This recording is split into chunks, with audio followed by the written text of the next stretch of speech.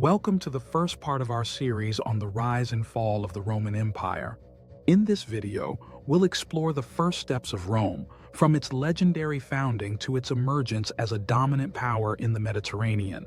By the end of this episode, you'll understand the key factors that allowed Rome to rise from a small city-state to an empire that would change the course of history forever. The founding myths and early kingdom. Rome's origins are shrouded in myth and legend. According to Roman mythology, the city was founded in 753 BC by Romulus and Remus, twin brothers who were raised by a she-wolf. This tale, while largely symbolic, reflects Rome's belief in its divine origins and destiny to rule. After the legendary founding, Rome began as a monarchy. The early Roman kingdom was ruled by a series of kings, some of whom were credited with laying the foundations for what would become the Roman Republic. For example, the sixth king, Servius Tullius, is often credited with introducing important political and military reforms, including the organization of the Roman army and the establishment of the census, which played a crucial role in the political structure of Rome. The establishment of the Republic. In 509 BC, the last Roman king, Tarquin the Proud, was overthrown in a revolt led by Roman aristocrats. This event marked the beginning of the Roman Republic, a new form of government where power was held by elected officials rather than a monarch. Several factors contributed to the success of the Republic in its early years. 1. Political structure. The Republic was characterized by a complex system of checks and balances, including two consuls who shared executive power, a senate that advised and directed policy, and popular assemblies that elected officials. 2. Military prowess. Rome's legions were highly disciplined and effective, which allowed Rome to defend its territory and expand its influence. 3. Social organization. The Roman social hierarchy, including the division between patricians and plebeians, provided a stable, albeit sometimes contentious, structure for Roman society. Expansion and conquest.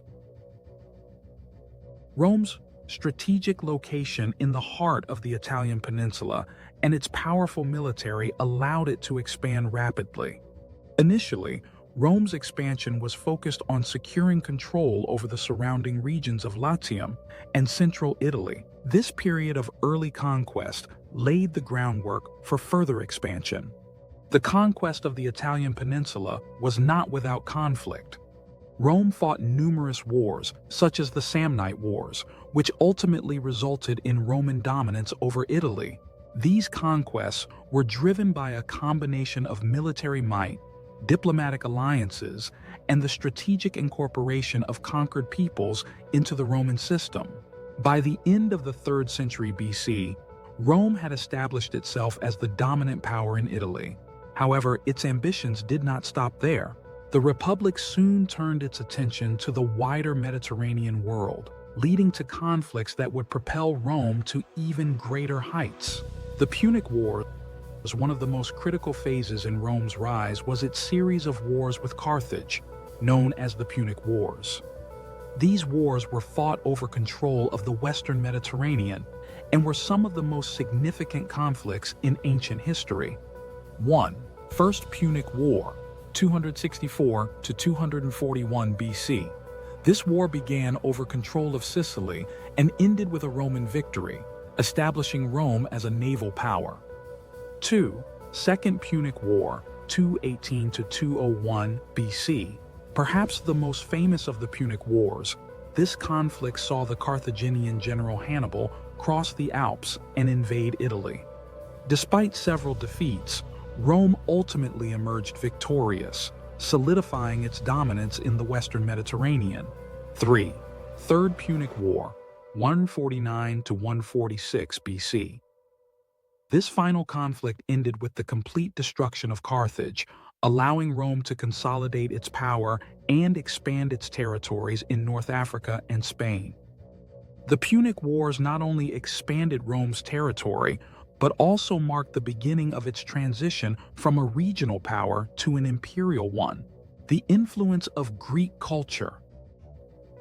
As Rome expanded, it encountered the sophisticated culture of the Greek world. The Romans were deeply influenced by Greek art, literature, philosophy, and religion. This cultural exchange played a significant role in shaping Roman society, contributing to its development into a civilization that would leave a lasting legacy on the world. Rome's adoption and adaptation of Greek culture is evident in many aspects of its society, including 1. Art and architecture.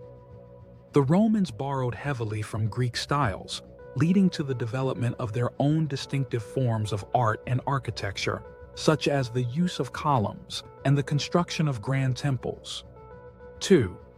Literature and philosophy. Greek literature and philosophy were highly regarded in Rome, influencing Roman writers and thinkers. The works of Greek philosophers like Plato and Aristotle were studied by Roman intellectuals and integrated into their own philosophical traditions. 3. Religion. Many of the Roman gods were directly adapted from the Greek pantheon, with the Romans adopting Greek myths and religious practices, internal challenges and reforms. Despite its military successes, the Republic faced significant internal challenges. The rapid expansion of Roman territory brought about social and economic changes that strained the traditional republican system. 1. Economic inequality.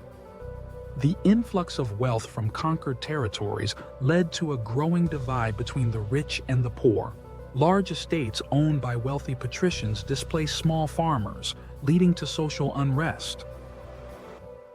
2. Political corruption. As Rome's power grew, so did the influence of wealth in politics. Corruption and bribery became increasingly common, undermining the integrity of the Republic. 3. Military reforms. In response to these challenges, leaders like Gaius Marius introduced military reforms that allowed the poor to serve in the army. While these reforms strengthened Rome's military, they also increased the power of individual generals, setting the stage for future conflicts.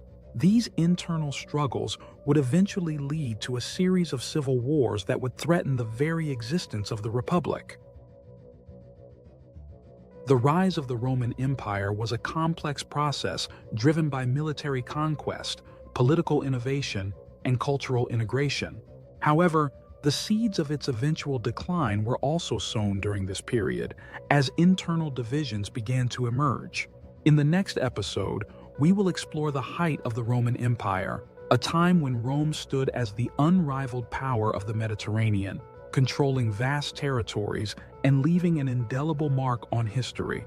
We'll delve into the reigns of some of Rome's most famous emperors, the grandeur of Roman society, and the challenges that began to threaten the stability of the empire. So, make sure to subscribe and stay tuned for part 2 of our series on the rise and fall of the Roman Empire, where we'll explore the empire at its zenith. You won't want to miss it.